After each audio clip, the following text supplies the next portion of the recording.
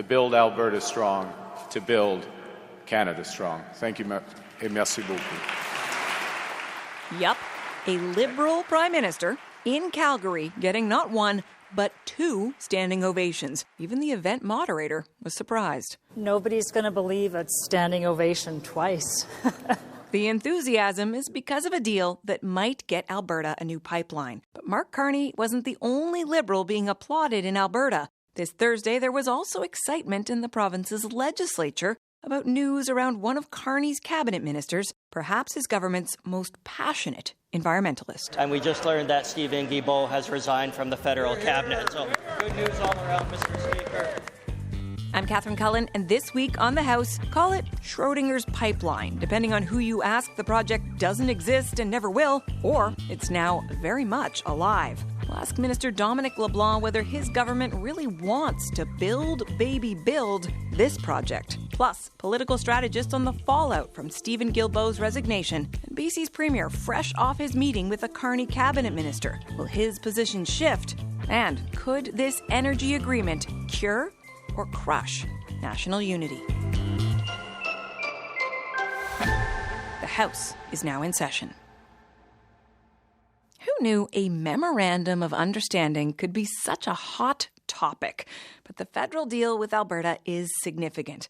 The big news is, of course, the potential to build one or more pipelines through BC, producing oil that has to be what the agreement calls low-emissions bitumen, using carbon capture and storage technology. There's more push and pull. Alberta has to step up its industrial carbon pricing, but the province gets to abandon clean electricity regulations, and nationally, Canada will not implement an oil and gas emissions cap. Alberta is applauding, but Carney's Quebec lieutenant, Stephen Guilbeault, has quit cabinet in protest. Is this moment a win or a fumble? Dominic LeBlanc is the minister responsible for Canada-US trade and the minister for intergovernmental affairs. We spoke Friday. Hi, Minister. Thanks for making the time. Hi, Catherine. How are you? I'm well. You've made Alberta happy, feeling very well this week, according to the Premier, but at the expense of BC and possibly Quebec. How are you feeling about that? Well, I obviously don't think these are zero-sum games. I spoke to Premier Eby a couple of times last week. The Prime Minister spoke to him at the beginning of the week. We signed an agreement with the government of Alberta. In that agreement, obviously, there are obligations to work with British Columbia and First Nations along the route of a potential pipeline. But the government of Quebec, I spoke to Quebec ministers this week as well about softwood lumber, about a whole bunch of issues. So I have to be careful not to conflate a public discourse. It's not a zero-sum game. It's a very significant agreement that we signed with the government of Alberta. The Prime Minister has said that he wants the country to be an energy superpower, to diversify our energy markets so we're not dependent so significantly on the United States. We talked about that in the election. That shouldn't surprise anybody. But we've also said that if the government of Alberta is to submit a potential project for a potential approval, a number of things, as you noted, have to be in place, the most significant of which is the Pathways project, this massive, never seen at this scale before, carbon capture and storage. But, there's other things that are talked about less in the agreement, Catherine. Okay. The industrial carbon price goes up 6 times from where it was before the agreement was signed. There are much stronger methane regulations. Like Alberta is stepping up in a number of areas important for the fight against climate change that heretofore they were not even interested in discussing. And yet Stephen Guilbeault quit cabinet over this, saying in his resignation letter that a pipeline to the West Coast would have major environmental impacts and contribute to a significant increase in climate pollution. Is he wrong? I read that comment too. I disagree. I think that if ultimately there's a project that's approved that the government of Alberta submits with, again, the private sector proponent. There's no government's not investing in this pipeline. There has to be a private sector proponent. So there's a whole series of very complex things that have to happen before a project like that is defined for a possible approval with a series of conditions by the Government of Canada. But what do you disagree with? You disagree with the idea that it's a significant increase in climate pollution? You think that's... Yes, I think we can consider a project like this with a massive carbon capture and storage investment like the Pathways project, costing, I think it's $8 billion or more in terms of capturing and permanently storing carbon emissions thousands of feet underground. I think by having Alberta, if we're going to get to our climate change targets and emission reductions targets, Catherine, they can't simply be stuff that's on paper. If Alberta was contesting the federal government's jurisdiction in court on the clean electricity regulations and not participating, for example, in a stringent industrial carbon price, had methane regulations that were significantly less than other jurisdictions, we're not going to get to those climate change targets, and we're not going to get to carbon neutrality by 2050. So Alberta had to actively step up, which they did, in exchange for the Government of Canada saying that we would examine a project that they say they might submit in the spring of 2026 or the summer of 2026. Okay, so you're making your case that he's wrong, but I wonder what you're going to do to make sure you don't lose any environmentalists from your own caucus, because obviously there may well be others who share his view. There are others that have concerns always around how we're going to be a leader in the fight against climate change, how we're going to develop a conventional and non-conventional or renewable energy sector that's best in class in terms of the lowest emissions. My colleagues all across the country have these conversations in caucus.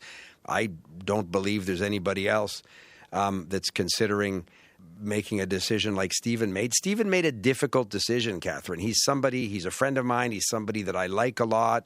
We've worked together for 6 years. We had planned to go for dinner in a couple of weeks in Ottawa. We spoke yesterday and agreed that we'd still go and have pizza in Ottawa.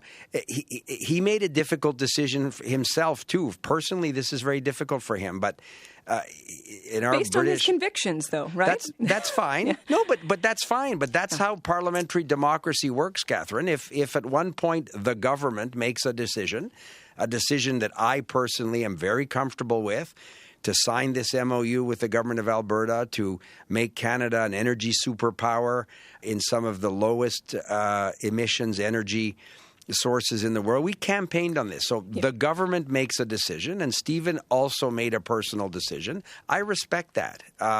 But the government is going to continue to do the work that we committed to Canadians in the election campaign we would do. There's something I'm hoping that you can help me out with, because it's still not crystal clear to me in all of this. The agreement, the MOU, says one or more new pipelines are a priority. At the same time, you have Liberals out there like BC MP Wade Grant saying, listen, no pipeline, no route, no proponent, sort of suggesting like, hey, this may not even be happening at all. Minister, is a new pipeline something your government is actually advocating for or not? Well, look, I get the precision of the words you're advancing.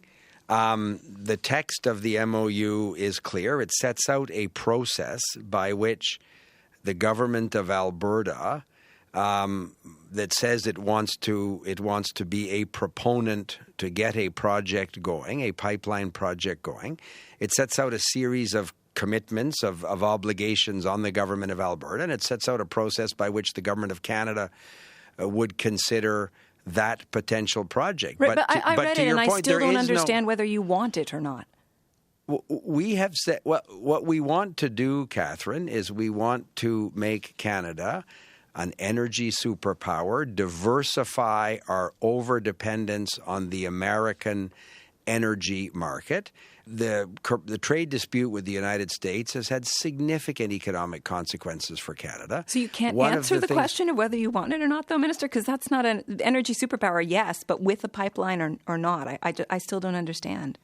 But, Catherine, if the government of Alberta, with a private sector proponent, the participation of the government of British Columbia, equity participation, significant ownership from Indigenous peoples along the pipeline route, if the carbon capture and storage pathways project is very much part of the pipeline, any potential pipeline development.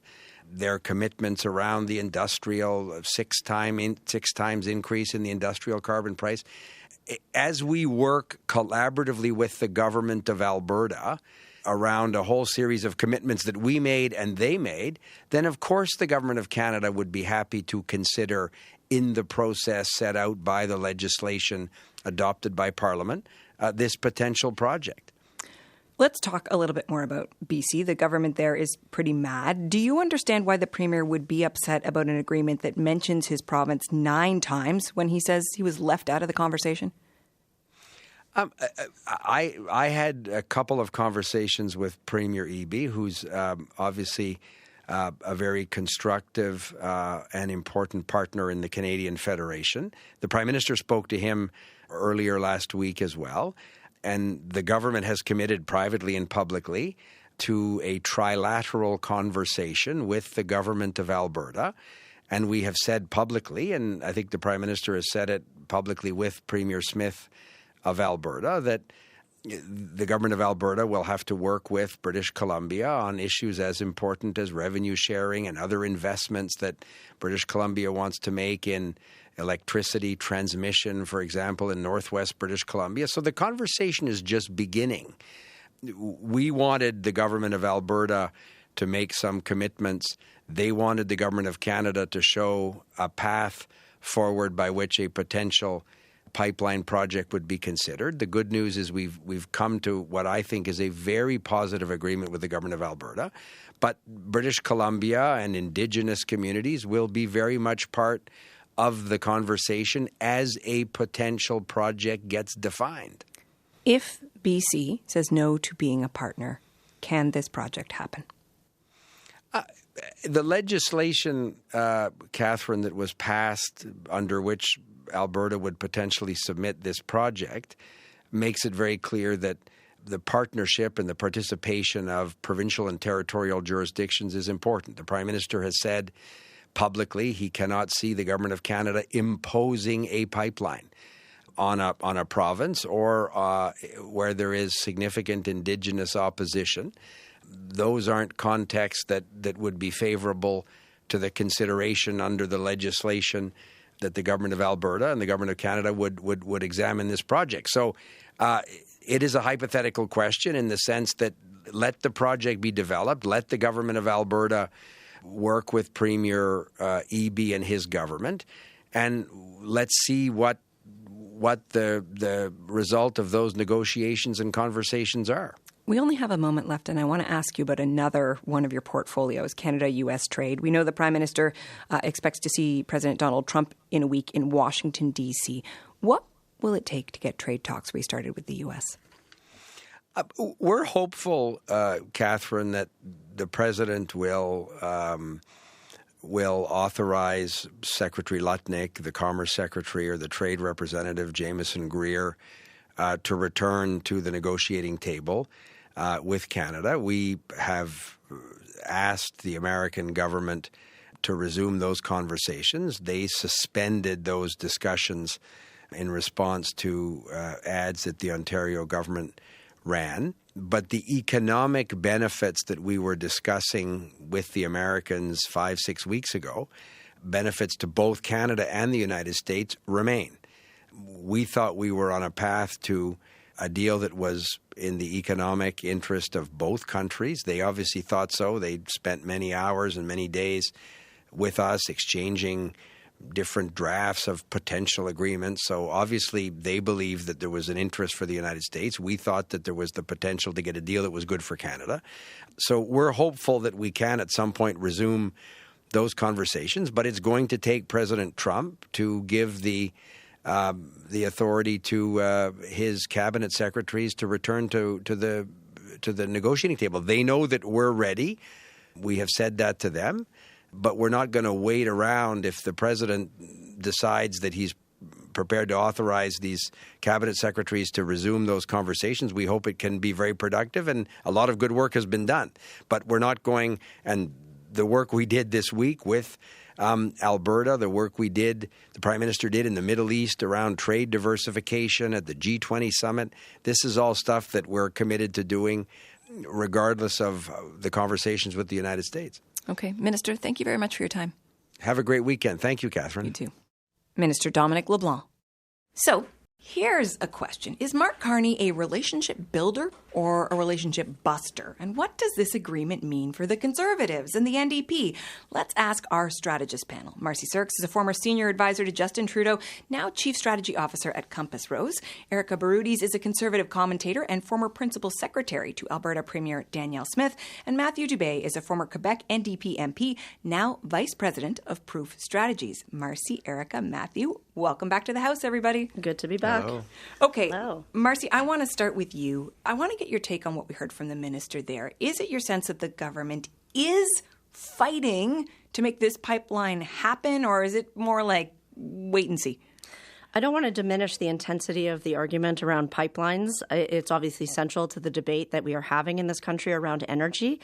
But what my takeaway is from this MOU and from what we just heard from the minister is, in fact, that is too simple a dichotomy. This is a broader conversation about how we are going to get goods to market, period, in the face of what we are experiencing from the United States.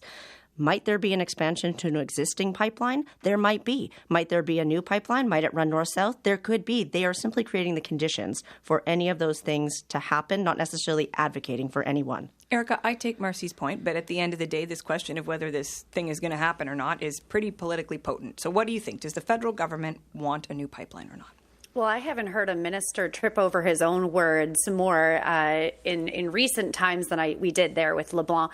I think it's a difference that we're going to be probably dissecting for months to come of the Mark Carney government, I believe, wants the pipeline. Does the entire Trudeau-era Liberal caucus want it? I mean, we saw Guilbeault resign over this pipeline. And so I would say what I heard yesterday and the response and reception he got at the Calgary Chamber of Commerce when he was talking about the pipeline really sounded that we're going to work with Alberta, we're going to work with industry, with the Indigenous population to move forward with this. And it sounded very optimistic. So I actually think Mark Carney himself or at his leadership wants this pipeline because he knows it's in the best interest of Canadians.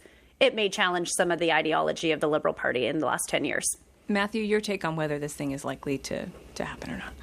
I think they want to create the conditions for a pipeline. I think they would be agnostic on whether it actually goes forward or not. I think they just want to sort of get that political cover from Alberta. And the Minister LeBlanc sounded remarkably like Premier Eby of all people in those comments, right, about needing BC's consent, needing coastal First Nations to consent, needing a proponent, all things which are absent currently. So despite the MOU, here you have a prominent minister in the government saying something that's being said by a premier that's a bit offside with Alberta right now. So it does make you question the intentions. Okay, I want to dig a bit more into political strategy around this. Erica, the move has clearly angered British Columbia's government, coastal First Nations. The Lower Mainland has traditionally been a key Liberal stronghold. Alberta, I think we can safely say not so much for the Liberals. Do you think that this agreement could shift federal Liberal fortunes in your province?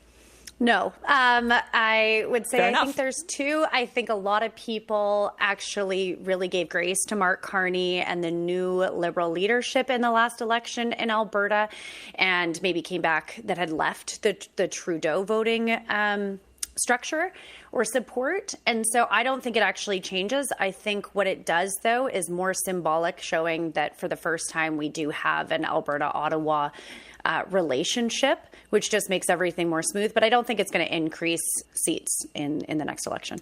Fair enough. I'm curious, though, about the other dynamic here. Pierre Poilievre out there saying this pipeline's a fiction. Well, you have Danielle Smith, who is, of course, a Conservative, saying this is a big victory. Do you think her enthusiasm is a political problem for Pierre Poilievre? You know what? I think Pierre's got to figure out how he positions this. Yes, he came really strong on the carbon tax and how he positions him being the leader of the country in the next election is up to him in the next coming months or however long we go. But you have to remember he is for Conservatives across Canada, and some other provinces are upset by this move. And so Danielle Smith is being the Premier of Alberta, and the Conservative movement within Alberta, UCP and CBC, understand her why. I think there's a lot of us that understand why Pierre is maybe taking a different approach, and what he can really sink his teeth into is the difference that he would bring to Carney getting a pipeline, which is he would remove the carbon tax. So I think it's hard to compare them and say that there is contrast to what they're saying, because they're speaking to totally different audiences. Marcy, what do you think? I don't think the game is about some windfall of seats on the prairie. I think the game is actually far broader than that. This is an opportunity for Mr. Carney to incentivize the government of Alberta with a very important new foundational relationship to come back to the table within the Federation, be a productive member of the Federation, and allow for us to work in closer concert across this country against our one common enemy, if I can put it that way, and I hate to, but the United States of America today. We do have to work together if we are going to be more sustainable, stronger, more economically independent. And I think that is actually what's at stake here. Yes, this is going to have reverberation for the Liberals in BC, in Quebec, in the short term. In a slightly longer term, which again, I think is the play, if all premiers can now come together, ideally, and talk through how to move forward together, then this MOU was absolutely worthwhile and politically will have its benefit in the longer term. I mean, the big question that leaves hanging there is whether they can all come together, because clearly David Eby is none too thrilled about this. But Matthew, I want to bring you in because I was just thinking, you know who knows a thing or two about the federal party feeling one way and provincial parties feeling another over pipelines? That is definitely the NDP. Any tips for the federal Conservatives at this moment? Not many, because we haven't always managed it successfully. I'll say that much.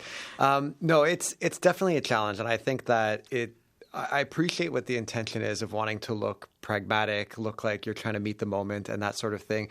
But I do think that ultimately, there's so many question marks that the real consequence will be in how the process plays out. Is it going to be acrimonious? Likely will be. How will Alberta feel 6 months, a year, 2 years down the road, depending on how the process is going? Because right now, it's a big moment for Premier Smith. But quite frankly, when you think of her political standing, she, unlike many other leaders in government across the country, has more strenuous requirements vis-a-vis her party for going through a review. And so if things aren't moving a year from now, is she singing from the same songbook? That's a big question. And if you're a Conservative, there's a great yes and opportunity here, right? Mm-hmm. I mean, for New Democrats, we're experts in saying it doesn't go far enough. And I think that's what you need to do if you're Pierre Poilievre. If for the NDP, times have been tough recently on the federal level. To what extent is there opportunity here? I would think particularly in BC with some of this concern around tanker bans. I think there should be opportunity. I don't think you need to be foursquare against any kind of development, but I think, you can speak to the cutting out of BC. You can speak to how Quebec's feeling on even parts of Ontario. There's huge opportunity. I think the candidates for leader need to meet the moment. That's an open question. Marcy, for the Carney government, what is the damage of losing Stephen Guilbeault? The Lord giveth and the Lord taketh away. I was on this program 2 weeks ago. We were talking about the Conservatives losing a member of caucus, and here we are today talking about the loss of Stephen Guilbeault from cabinet. And it is never a good day for any party when a minister leaves the cabinet on the basis of a difference of views on policy. Stephen Guilbeault, for those listeners who are from outside the province of Quebec, is within that province a very well-known household name, likened often to the David Suzuki of Quebec. He is the Quebec lieutenant. He has considerable political cachet. This is, on the one hand, this is a loss for Team Carney, and I'm sure they recognize that. At the same time, this feels like the ushering out of a certain era of ministers. Mr. Guilbeault is not the first. We saw former Deputy Prime Minister Chrystia Freeland leave earlier this fall. Now there's Mr. Guilbeault. This is a fundamentally different government from the Trudeau government. It is a Liberal government, but it is a different one. And Mr. Carney has the opportunity now to reset some of those pieces to be more reflective of the vision he has for governing. I wonder if it is a hinge moment of sorts for him in his own political relationship with his caucus, though, right now. It is a hinge moment for him. I mean, just listening to Matthew, this should give spring in the step to the New Democrats who are going into their own leadership review and debate processes, because what this reveals is there will be some fractures within the caucus along, let's call it political spectrum and ideology lines. Mr. Carney is running more center-right than we are used to under the Trudeau government. There are going to be caucus members who feel uncomfortable about the decisions taken. Mr. Carney will have to face that caucus and try to bring them along with him in the same kind of delicate dance he is attempting to undertake with the provincial leaders. And that is, he's balancing a lot. This is the ultimate fine balance work for a leader. Hinge moment for sure. But I think the caucus, there is still enough goodwill within the caucus to play with him and continue on this path. Erica, I'd just like to quickly hear you on the Liberals before we ask you a bit about where the UCP is. What do you think about what Marcy was just saying? Yeah, I actually agree. I think that some of the challenge for leaders when they make bold moves, and to be clear, like all of the infrastructure to date wasn't addressing the political risk and wasn't using C5. And this is the first time since Mark Carney's taken office that he's really had to lean into some political risk.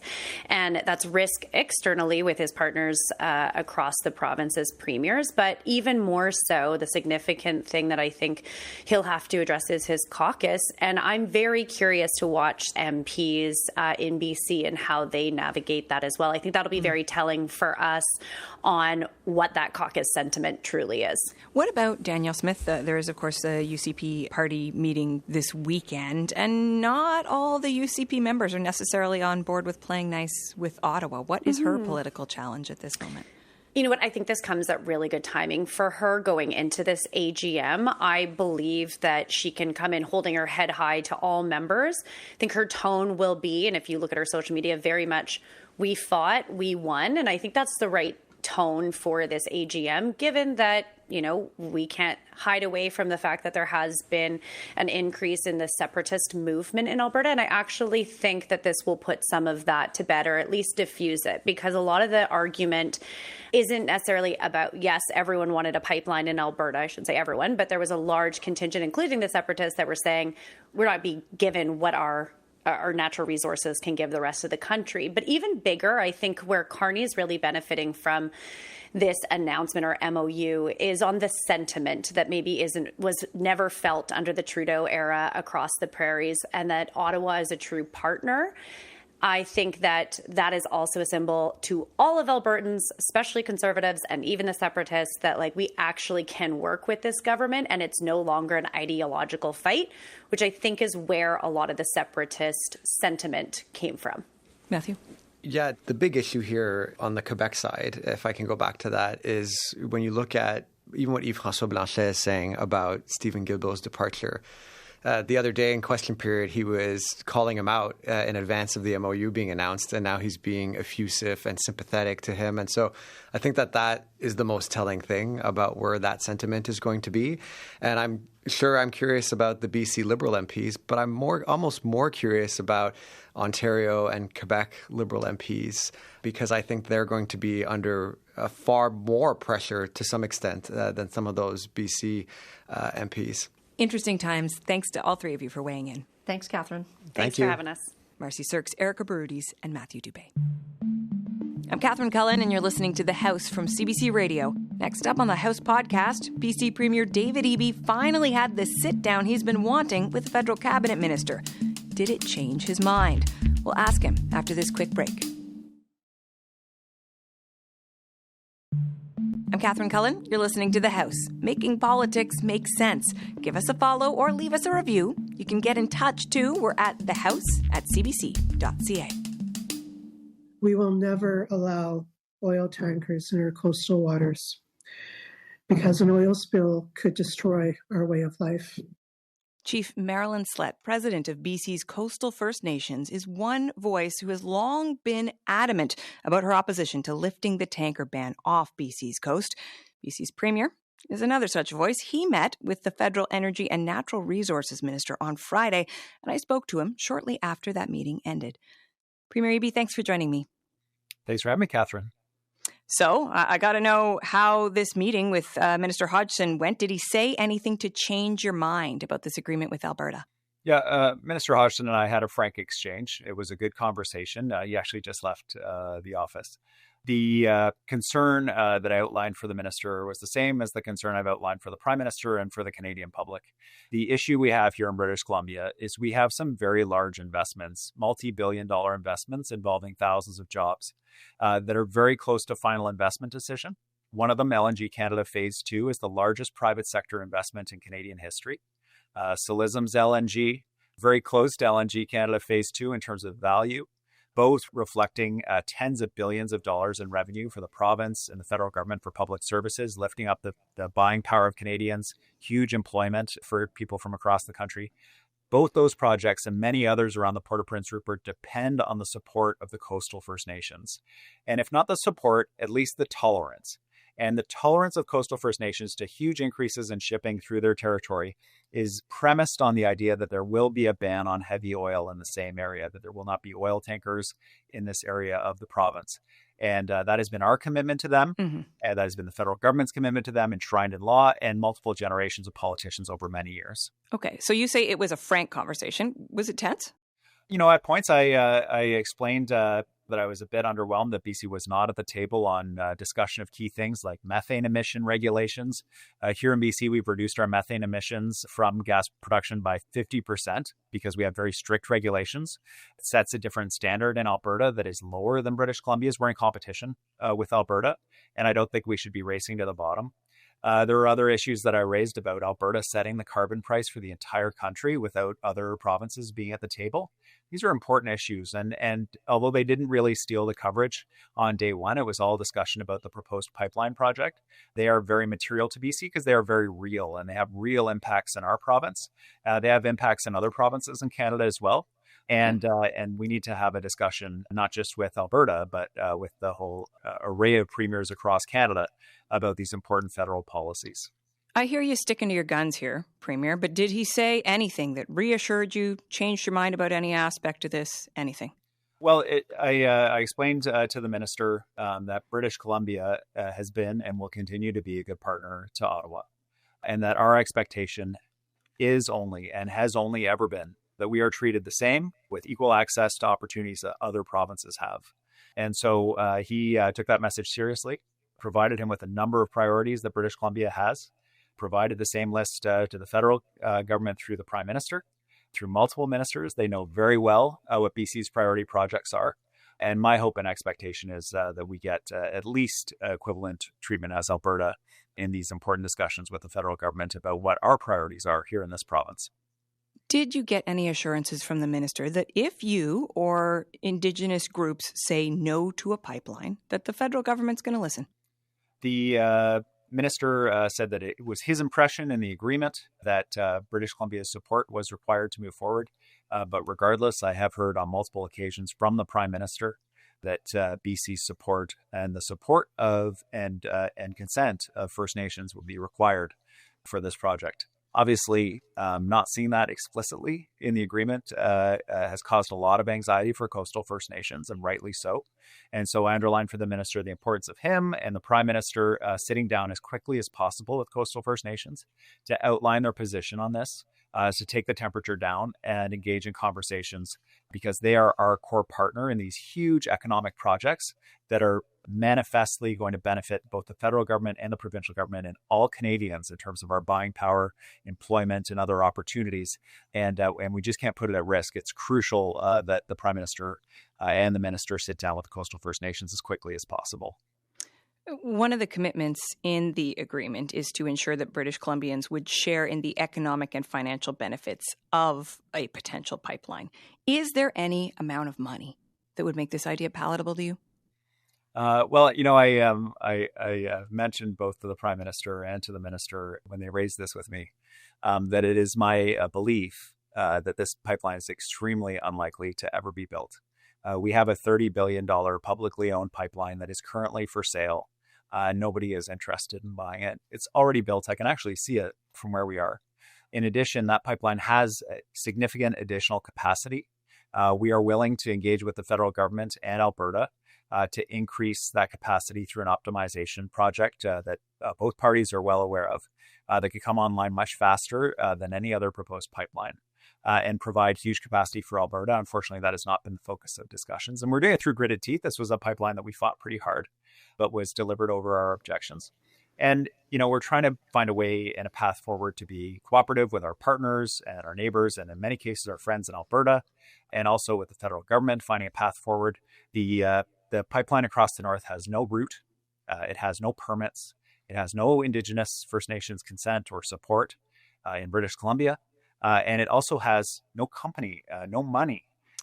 They are at best years and years away from anything resembling where we are with our projects in BC. And so dividing up the money from a non-existent project that seems profoundly unlikely to go ahead feels a little premature. I've listened to a lot of your comments about this, and they all point towards the idea that, you don't want it. It's a bad idea. It has all these negative knock-on effects. I don't know that I've ever heard you say, I won't let this happen, not on my watch, like no way, no how. Why is that? Because I have done that once. We fought the Trans Mountain pipeline extremely hard here in BC. The premier at the time, John Horgan, said he would use every tool in his toolbox to prevent that pipeline from being built. I was Attorney General at the time. We did a reference to the Court of Appeal here about British Columbia's authorities to put conditions on that project that ultimately would, in our opinion, provide protection, but in the court's opinion would frustrate an interprovincial enterprise. And the bottom line was that the pipeline was built over our objections. So we're not going to do that again. It's very clear if the federal government wants to impose this on us, they have the legal ability to do so. What we ask is that a very serious sit down and think through happens about, is anyone actually going to build this thing? And if not, are we actually going to use tax dollars to build it? And if so, how many? The cost of this pipeline is estimated, I've seen anything from $30 to $100 billion. And why would we do that again when we already have a publicly owned pipeline that's not operating at capacity? I mean, the deal does say it has to be built privately. That's explicit in the MOU. Yes, it does. It does. And an MOU is not a project. And we had a private pipeline here that became a public pipeline pretty quickly. So, I am not convinced that we will not see a heavy public subsidy going into this thing. And in fact, in the agreement itself, it sets out that Indigenous equity will be funded through loans provided by the federal government. So, and currently the route is being designed by the Trans Mountain Corporation, which is entirely taxpayer owned. It's all public dollars going into designing the route and financing it so far. And I don't expect that to stop, to be blunt. And so the question is only how much public money is going to go into this thing before we acknowledge that there are better uses for public tax dollars, especially given the huge private sector projects that are going ahead here in British Columbia. As you know, Premier, there is an Alberta separatist movement. The agreement does seem to be aimed at mending some ties between that province and the federal government. Do you think that that is coming at a cost of national unity with BC? Let me say that it's crucial that the Prime Minister does his best to have good relations with every province and territory and confederation. And I can completely understand and empathize with why the Prime Minister engaged with Alberta the way that he did. But I also want to say that I think that the so-called separatist movement in Alberta is a very small group of people. It does not reflect the overwhelming view of Albertans. And absolutely, we shouldn't do anything to fan the flames of separation. But similarly, we should not guide the decisions of the entire country based on a very small group of individuals. We should be making the decisions that strengthen this country as a whole. We should be prioritizing major projects that bring in significant private investment, deliver jobs and prosperity for Canadians, and put that lens on it. And that is what is going to ensure that people feel connected to this country. And my sincere hope is that through working with Alberta, we're going to be able to take some of that pressure off as well. Premier Eby, thank you for this conversation. Yeah, you bet. Thanks for having me.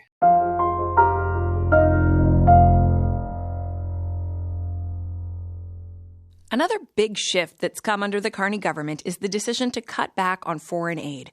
According to the budget, over 4 years, that cut will amount to $2.7 billion. So what effect could that have on people's lives? And what about the Prime Minister's recent comments that Canada isn't pursuing a feminist foreign policy? Dr. Samantha Nutt is the founder and president of War Child Canada and War Child USA. She's just back from work in Afghanistan. Welcome to the House. Thanks very much, Catherine. So Afghanistan, people will remember, it used to be a foreign policy priority for Canada. Now, with the Taliban back in power, it's a place that not a lot of outsiders can go. What did you learn about how people there are managing right now? The situation in Afghanistan is obviously incredibly complicated and difficult, especially for women and girls. This is my second time visiting the country just in the past 12 months, but I've been there many, many times going back to 2002. Frankly, War Child's had programming on the ground now for over 2 decades. So we've been there through pretty significant shifts, politically, geopolitically, and militarily, and from an aid perspective. And look, the situation is quite dire. You've got more than half of Afghan civilians are dependent in some fashion on humanitarian assistance. So you couple that with the restrictions that are being imposed, particularly on women and girls, with this cutback to foreign aid in this global climate that we're currently facing. It's also one of the countries that's at highest risk of child malnutrition and starvation in the world. It's certainly usually among the top 5. And so all of these changes are coalescing to create a very dire humanitarian situation on top of 2 very devastating recent earthquakes, which we were also very actively responding to. So people are increasingly vulnerable, especially getting into the winter months. And I certainly anticipate that those challenges will only deepen in the months to years to come. The Canadian government's argument for cutting back on foreign aid is that Canada was giving disproportionately to other countries. They just want to get back to pre-pandemic levels when it comes to contributions to global health. What do you say to that argument?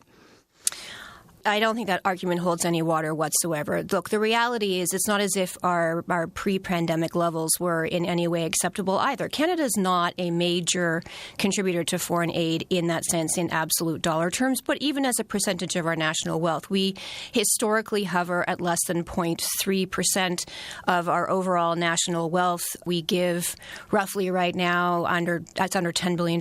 If you exclude the money that we spend locally on refugee assistance, it's roughly $7.5 billion that we put towards international humanitarian assistance. We have war in Ukraine. We've had the conflict in the Middle East between Israel and Gaza. We have escalating violence in Sudan, which is the worst humanitarian catastrophe in the world, with 10 million displaced, millions of children at risk of starvation.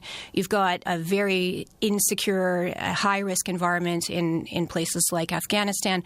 So we are seeing more vulnerable people all the time, and to cut back in that climate and to say, well, it was adequate in 2019 and to sort of position it as it was a response to the pandemic that we spent more, that is certainly not the case. And especially when you adjust for inflation, we're going to be heading towards historically low levels that will put us back to 1990s, pre-2007 levels of humanitarian aid. And for a country like Canada that's trying to expand its influence in the world and especially find new alliances and partners, I think that's a very, very short-sighted foreign policy decision. The Prime Minister said that Canada, they wants to meet its spending commitments to NATO, right? Canada is going to go big on military spending, $81 billion set aside for defense. And in exchange, this country has to make some sacrifices. What would you say to him about that trade-off, the Prime Minister?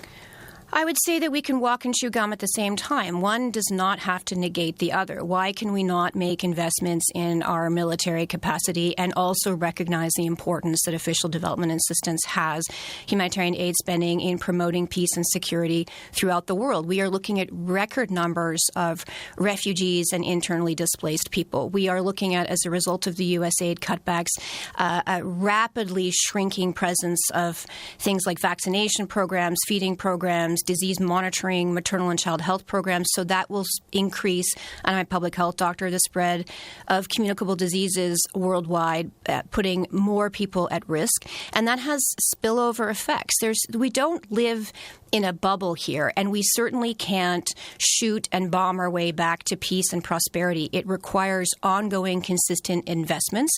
And when we don't have the money to put towards the education of the most vulnerable children in particular, when we don't have money to put towards the stabilization of countries through investments in women and girls and their economic development, we are going to see, and we're seeing this already, a more insecure world. We're seeing other actors come in and fill that void, whether it's China or Iran or Russia and others, extracting resources from those environments and making the humanitarian situation that much worse.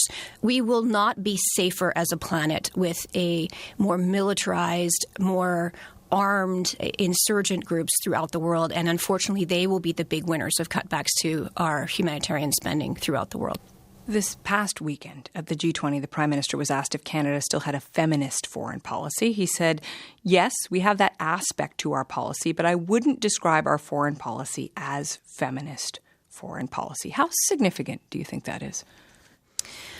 For me, it always comes down to what is the intention here, and so the labeling is less important than the outcome.